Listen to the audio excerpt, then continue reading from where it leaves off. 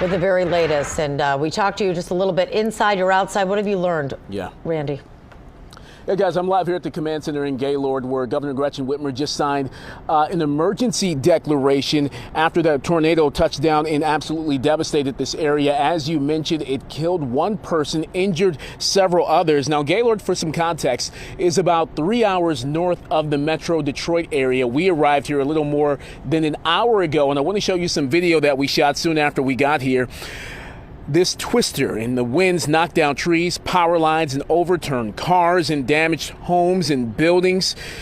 The twister touched down around 3:45 this afternoon and caused quite a bit of damage, as you can see there. We talked with the couple that was here in the city and took shelter in the back of a grocery store as the tornado moved through the town, and what they had to say was absolutely compelling. Take a listen. We didn't hear anything until the building came apart. And then we just got into the back, and a blast of building came apart, and a blast of air hit her. Something flew and hit her and knocked her right off her feet. Nothing happened in the back corner where we were. But as soon as we went back out and looked into the store, just mayhem.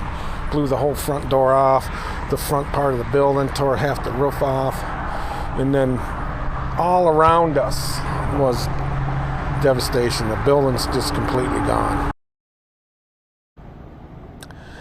This twister started just west of the city over in the mobile home community, then moved through the main business drag, causing a lot of damage to a number of businesses and buildings, like you just heard from Kevin Donahue just now. One person has died, another 44 were injured, and that number could go up. First responders are going to the homes that were damaged just to check to see if there are any more casualties.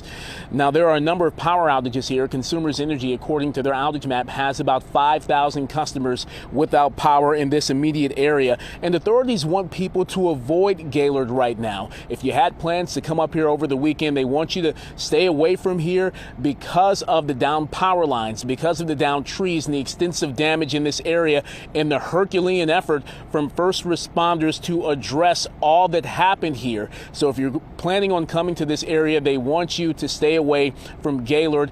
And make some other plans if you were intending to come here. Also, the city of Gaylord is asking residents to shelter in place. They have a 7 p.m. curfew in effect. That curfew will be lifted tomorrow morning at 8 o'clock. There's a shelter set up at the local church here. Red Cross is also set up there to help those who are displaced.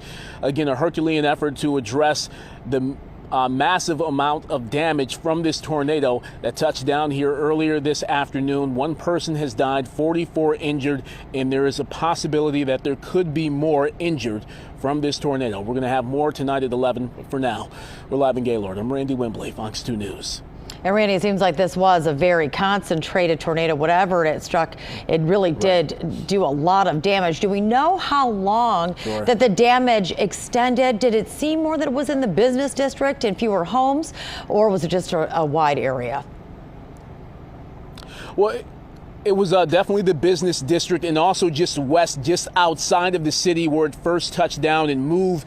I don't know exactly how many miles it moved across the city, but it went pretty far. We're probably about 3-4 miles from where this twister first touched down.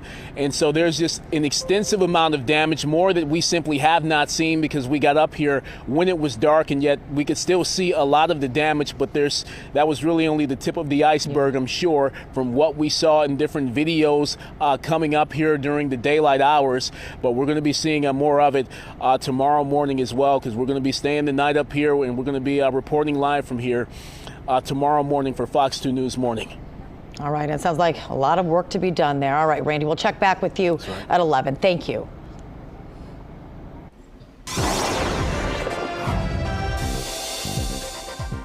And more incredible video of the Gaylord tornado. This one comes to us from Keith Mazinski. Now you can see the rotation and the twister picking up debris from the ground.